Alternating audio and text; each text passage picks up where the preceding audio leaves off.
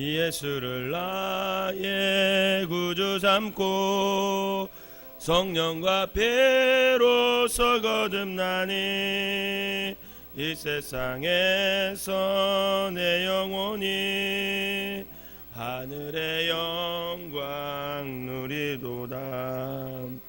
이것이 나의 간증이요 이것이 나의 찬송일세.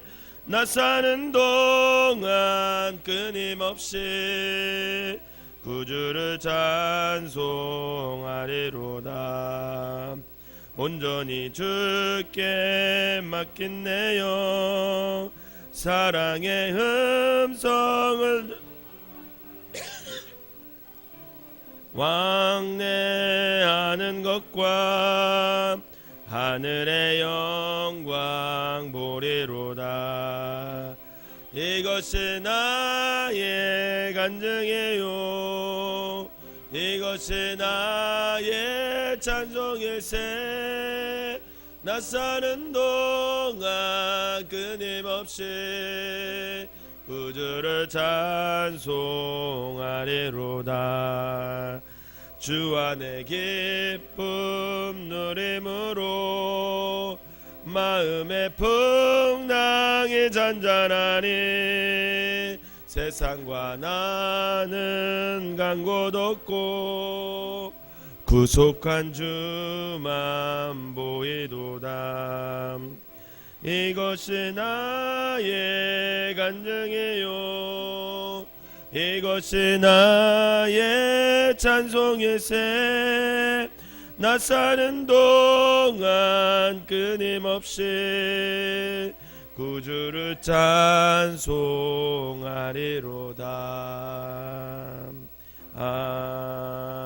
아멘. 사도신경으로 신앙 고백 드리도록 하겠습니다.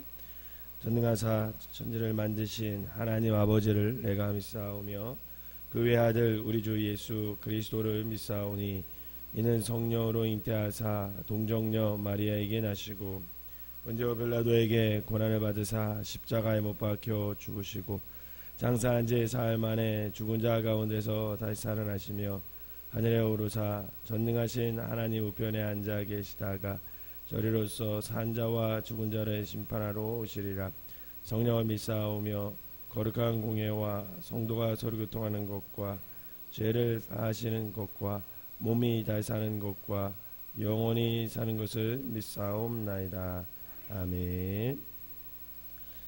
오늘 어제에 이어서 사무엘상 6장 보도록 하겠습니다. 10절과 16절까지만 보도록 하겠습니다. 오늘은 사무엘상 6장 10절에서 16절 말씀. 사무엘상 6장 10절에서 16절 제가 한 절 읽고 여러분들이 한 절 읽으면서 교독하도록 하겠습니다. 그 사람들이 그같이 하여 젖나는 소 둘을 끌어다가 수레를 메고 송아지들은 집에 가두고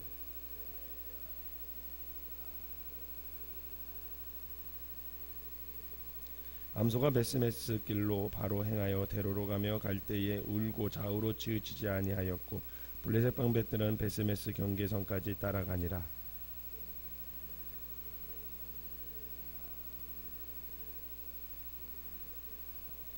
수레가 베스메스 사람 여호수아의 밭끝 돌 있는 곳에 이르러 선지라. 무리가 수레의 나무를 패고 그 암소들을 번제물로 여호와께 드리고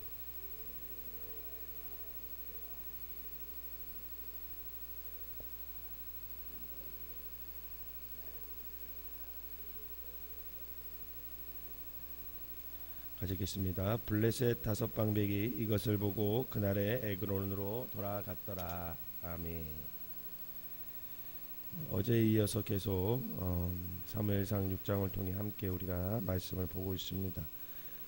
베스메스로 향하는 그 젖나는 소 두 마리의 소의 모습을 통해서 우리 신앙인들의 모습이 어떠해야 되는지, 그리고 천국을 어떻게 소망하며 이 땅에서 믿음을 지키며 살아야 하는지, 그에 대해서 어제 첫 번째로 우리가 살펴본 것은 우리 신앙인들은 포기하는 믿음을 가져야 된다라는 말씀을 드렸습니다. 그래서 내가 하나님 앞에 좀 더 바른 모습으로 서고 하나님을 온전히 섬기고 이 땅에서 사명을 이루기 위해서 나에게 유익이 되지만 하나님 앞에 방해가 되는 것이 있다면 그것을 우리가 과감히 포기하고 하나님을 선택할 줄 아는 그런 신앙의 모습으로 가야 된다라는 말을 드렸습니다. 두 번째로는 오늘 베세메스 신앙이란 뭐냐? 우리 신앙인들은 오늘 성경에 보니까 이 12절에 보니까 바로 행하고 좌우로 치지 아니하고 눈물을 흘리며 신앙의 길을 가야 된다라는 거예요. 12절을 한번 다시 한번 읽어보겠습니다. 12절 시작.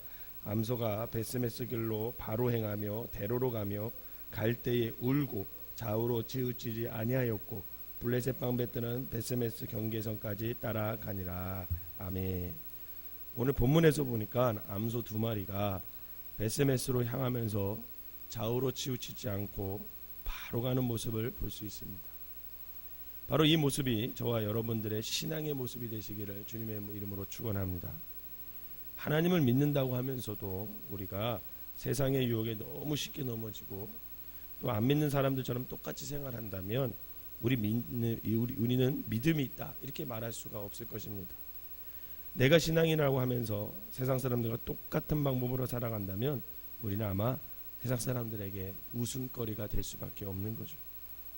여러분, 물건도 똑같은 것은 가치가 없습니다. 희귀하고 다른 물건과 무언가 다르고 구별될 때 그것이 가치가 있는 거죠. 즉 이름은 그리스도인이지만 행동은 전혀 그리스도인답지 않게 살면서 믿지 않는 사람들과 똑같다면 우리는 가치 있게 이 땅에서 살 수가 없다라는 겁니다. 결국 믿지 않는 사람들에게 손가락질을 당할 것이고 또 땅에 밟히면서 그렇게 살아갈 수밖에 없는 거죠.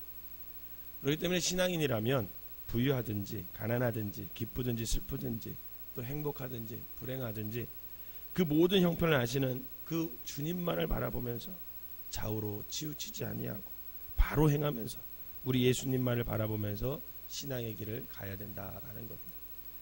그래서 바울도 빌립보서에 보면 그가 그 빌립보서에 쓸 때는 거의 이제 하나님이 부르심이 가까웠을 때거든요.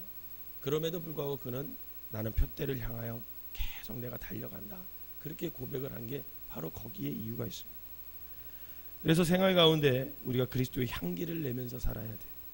이 말은 우리가 생활 속에서 그리스도인임을 증명하며 살아가야 된다는 것입니다. 성도 여러분, 믿지 않는 사람들은 저와 여러분들이 주의를 지키는지 11조를 얼마나 하는지 교회에서 어떤 직분을 맡았는지에 대해서 전혀 관심이 없습니다. 그러면 어떨 때 우리에게 관심을 갖느냐? 우리 믿지 않는 사람들은, 우리 주위에 믿지 않는 사람들은 우리가 어떤 화가 난 만한 일에 부딪혔을 때, 또 어려운 일을 만났을 때, 이해 문제, 즉 득과 실의 문제가 걸려서 그런 것을 만났을 때 그때 우리를 주목하고 있음을 기억해야 됩니다. 사단은 그럴 때 우리가 실수하고 믿지 않는 사람들과 똑같이 반응하고 대응하도록 유혹합니다. 그러나 우리가 그럴 때 인격적으로 굉장히 상식적으로 온유한 말과 따뜻한 미소를 통해 그리고 성령님이 이끄시는 대로 우리가 그 모든 상황을 대처한다면 우리는 그리스도의 향기를 바라는 믿음의 사람들이 될 줄 믿으시기를 바랍니다. 그리고 또 신앙인들은 눈물을 흘리는 신앙인이 되어야 합니다. 오늘 여기서 암소가 가는데 눈물을 흘리면서 간다. 여러분, 소 우는 거 보셨어요?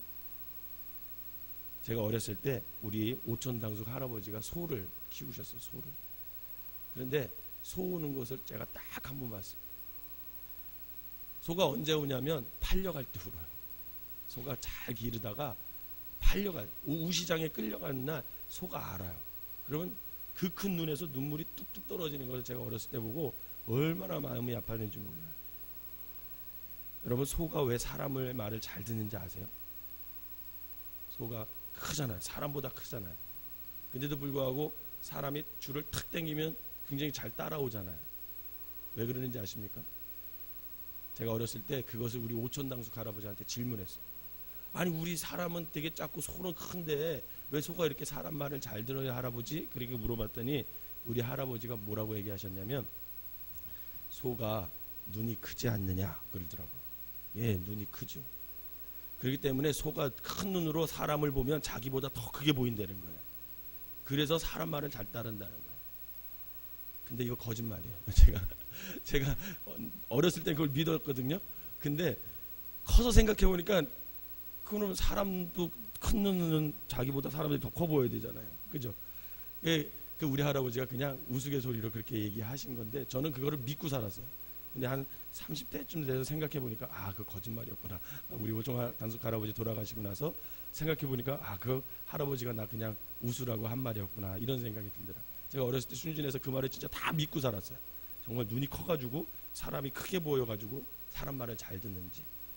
근데 그 큰 눈에서 소가 끌려가는데 눈물을 툭툭 흘리더라. 여러분, 신앙인들은 눈물을 흘리는 신앙인들이 돼야 돼요.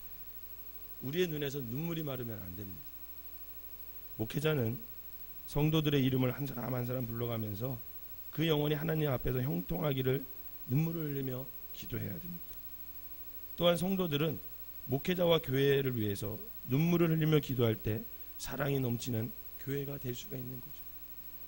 또한 자신들의 죄를 회개하며 눈물을 흘릴 때 그 죄사함의 역사가 일어나는 것입니다. 언제부터인가 목사님들도 성도들도 기도의 눈물이 사라지고 회개의 눈물이 사라지고 구원의 기쁨에 감격하여 흘리는 눈물이 사라지고 있습니다. 그러한 눈물이 말라가기에 하나님의 은혜도 말라가고 교회도 생명력을 잃어가는 거죠. 사랑하는 여러분, 신앙생활을 하면서 많이 우시기 바랍니다. 기도하면서 우시고, 찬양하면서 우시고, 교회를 위해 우시고, 자녀들을 위해 울고, 경제적으로 힘들면 하나님 앞에 나가서 사정 얘기를 좀 하면서 울고, 목회자들을 위해서 울고, 자신들의 죄를 위해 눈물을 흘리시기를 바랍니다. 교사들은 아이들을 위해서 울어야 하고, 전도사님들은 교사와 아이들을 위해서 울어야 하고, 여러분들은 여러분들의 자녀가 울면 떼쓰며 달래고 위로하듯이 하나님도 분명 하나님의 자녀이신 우리가 눈물을 흘리며 계속 하나님 앞에 나와 기도하면 하나님께서 하나님의 위로와 은혜를 우리에게 베풀어 주실 것을 여러분 믿으시기를 바랍니다. 예수님의 발을 눈물로 흘리며 닦아준 여인은 죄사함과 더불어 더 큰 위로를 주님으로부터 받았음을 저와 여러분들이 기억하시고 주님 앞에 눈물을 흘리는 연약한 신앙인들이 되시기를 주님의 이름으로 축원합니다. 마지막으로 신앙인들의 가는 길은 결국은 죽으러 가는 길입니다. 14절을 한번 읽어보겠습니다. 14절을 시작. 수레가 베세메스 사람 여호수아의 밭 큰 돌 위에 있는 곳에 이르러 선지라. 무리가 수레의 나무를 패고 그 암소를 번제물로 여호와께 드리고. 아멘. 결국 두 마리의 소는 번제로 하나님께 드려지는 그런 모습으로 자신의 사명을 다합니다. 신앙의 길을 간다는 것은 그렇게 만만치가 않습니다. 자신의 자아를 죽여야 되고요, 교만을 죽이고 욕심을 죽이고 불신앙을 죽이고 거짓을 죽이는 것, 즉 육의 것을 죽이고 썩어져가는 구습을 쫓는 옛사람을 벗어버리고 새 사람을 입을 때 우리는 다시금 주님 앞에서 새 사람으로 거듭날 수 있다라는 거죠. 씨 뿌리는 비유가 있어야 하나요? 이번 주 속회가 씨 뿌리는 비유였는데 농부가 씨를 뿌립니다. 더러는 길가에 떨어지고, 더러는 돌밭에 떨어지고, 더러는 가시밭에 떨어지고, 더러는 좋은 밭에 떨어져서 100배, 60배, 30배의 결실을 맺는다 그랬어요. 누구나 다 좋은 밭이 되고 싶죠, 그죠? 좋은 밭이 되어서 하나님의 말씀이 딱 떨어지면 그 말씀이 내 안에서 또 내 삶 속에서 100배, 60배, 30배의 결실을 맺기를 원합니다. 여러분, 근데 좋은 땅이 되기가 쉽나요? 여러분, 좋은 땅이 되기 위해서는 고통을 감수해야 됩니다. 제가 어렸을 때 아버지 따라서 농사를 져봤는데 어느 날 그 본문을 읽으면서 제가 땅의 입장이 돼본 거예요. 땅의 입장이. 그런데 농사를 져보신 분은 알지만 좋은 땅을 만들려면 어떻게 해야 돼요? 굳어있는 그 땅을 곡괭이로 찍어야 됩니다. 삽으로 찍어야 돼요. 땅의 입장에서는 얼마나 아픈 일이에요. 곡괭이로 수천 번 찍힘을 당해야 되잖아요. 삽으로 계속 찍힘을 당해야 되잖아요. 내 몸속의 일부분이었던 돌을 어떻게 해야 돼요? 곡괭이로 찍어서 끄집어낼 때 얼마나 아프겠어요. 우리 여드름 하나 짜도 아프잖아요. 근데 그 땅 속에 있는 돌, 내 몸의 일부라고요. 땅의 입장에서 보면. 근데 그걸 꺼내야 되잖아요. 얼마나 고통스럽겠어요. 가시나무, 그걸 뽑아야 되잖아요. 그래야 좋은 땅이 돼요. 그래야 그 고통을 지나야 좋은 땅이 될 수가 있는 거예요. 여러분, 마찬가지입니다. 신앙의 길은 쉽지 않은 길이에요. 많은 사람들이 주일만 교회 얼굴을 딱 보이고 그냥 신앙생활 끝나는데 그거 신앙생활 아닙니다. 요한복음 11장 16절에 도마가 이렇게 말합니다. 우리가 주와 함께 죽으러 가자. 어쩌면 그는 예수님을 따르는 것은 죽어야 한다는 것을 알고 있었는지도 모릅니다. 요한복음 12장 24절에 보면 한 알의 밀이 땅에 떨어져 죽지 않으면 한 알 그대로 있고 죽으면 많은 열매를 맺느니라. 예수님께서 분명히 말씀하셨어요. 죽어야 된다 그랬죠. 결국 예수님은 우리의 죄를 위해 십자가를 지시고 벳세메스의 길 곧 골고다 언덕을 몸소 오르셔서 십자가의 번제로 죽음을 당하십니다. 그리고 우리에게도 말씀하십니다. 너희들이 나를 따라오르느냐? 그렇다면 너희들도 너희들을 부인하고 자기 십자가를 지고 나를 따라라. 사랑하는 성도 여러분, 신앙의 길은 자기를 부인하고 자기 십자가를 지고 가는 길임을 벳세메스로 향하는 두 암소는 십자가를 지고 또 골고다 언덕을 오르신 예수 그리스도께서는 저와 여러분들에게 가르쳐주고 있습니다. 우리가 신앙의 길을 가면서 하나님으로부터 축복을 받는 것도 중요하지만 그에 앞서 저와 여러분들이 육의 삶과 세상의 욕심을 죽이고 우리의 삶을 온전히 하나님의 도구로 사용할 수 있도록 내어드리는 그런 삶을 살아갈 때 그 사람이 귀한 사람이고 하나님이 쓰시는 삶을 살 수 있음을 믿으시기를 바랍니다. 사랑하는 성도 여러분, 우리가 신앙의 길을 가고 믿음을 지키며 산다는 것은 벳세메스로 향하는 것과 같아요. 오늘 우리 이 자리에서 예배드리는 모든 성도님들이 이 두 암소가 향했던 벳세메스의 길을 가시기를 바랍니다. 우리는 너무 쉽게 그 길을 가려고 합니다. 하나님을 위해 나의 소중한 것도 포기하지 못하고 바르게 행하지도 못하고 여기 기웃거리고 저기 기웃거리고 눈물 한 번 흘리지 못하고 내가 죽기보다는 다른 사람들에게 상처 주고 심지어는 남의 영혼을 죽이면서까지 신앙의 길을 가려고 합니다. 여러분, 그렇게라도 갈 수 있겠지만 그것은 가짜고 거짓입니다. 우리가 가야 하는 신앙의 길은 두 암소가 가장 소중한 새끼 송아지를 포기하면서 갔던 길이고 좌우로 치우치지 않고 바로 행하며 눈물을 흘렸던 길이고 자신의 몸을 번제로 하나님을 위해 드렸던 길입니다. 또한 예수님께서 보여주신 우리를 영원한 지옥불에서 살리려고 가셨던 그 십자가의 길임을 우리는 기억해야 합니다. 바라기는 오늘 함께 예배드리는 모든 성도님들이 이러한 벳세메스의 신앙의를 가셔서 하나님을 위해서 이웃을 위해 사용되어지는 큰 믿음의 사람들이 되시기를 주님의 이름으로 축원합니다. 기도하겠습니다. 사랑과 은혜가 충만하신 하나님 감사합니다. 우리가 가는 신앙의 길이 비록 벳세메스의 두 암소와 예수 그리스도의 십자가의 길처럼 힘들고 가시밭길이라 할지라도 하나님 세상과 타협하지 않게 하시고 오로지 예수님만 바라보며 나아갈 수 있는 귀한 성도들 되게 하여 주시옵소서. 가다가 너무 힘들면 우리 주님이 위로하시고 힘주시고 능력 주셔서 생명의 면류관을 받는 그날까지 더디게 갈지언정 포기하거나 거짓된 모습으로 가지 않도록 성령님께서 도와주시옵소서. 특별히 오늘 함께 예배드린 모든 분들이 말씀을 들었사오니 말씀대로 살아가게 하셔서 저들을 통해 교회가 부흥되게 하시고 우리 예수님의 이름이 세상에 증거되게 하시고 하나님의 뜻이 이 땅에 이루어지는 귀한 삶들이 되게 하여 주시옵소서. 오늘은 거룩한 주일입니다. 이 땅에서 드리는 모든 예배가 하나님께 신령과 진정으로 올려지게 하시고 생명나무교회 모든 식구들이 아버지 주님의 전을 찾아서 아버지 주님 뜻을 이루고 아버지 하나님 주님 앞에 온전히 아버지 자신을 내어드릴 수 있는 귀한 하루가 되게 하여 주시옵소서. 귀한 예물 드린 손길 축복하시고 우리가 날마다 주님의 뜻을 이루며 아버지 벳세메스의 길로 가며 주님의 사랑을 아버지 인정하며 주님의 뜻을 넓히며 살아갈 수 있는 귀한 성도 되게 하여 주시옵소서. 예수님의 이름으로 기도하옵나이다. 아멘.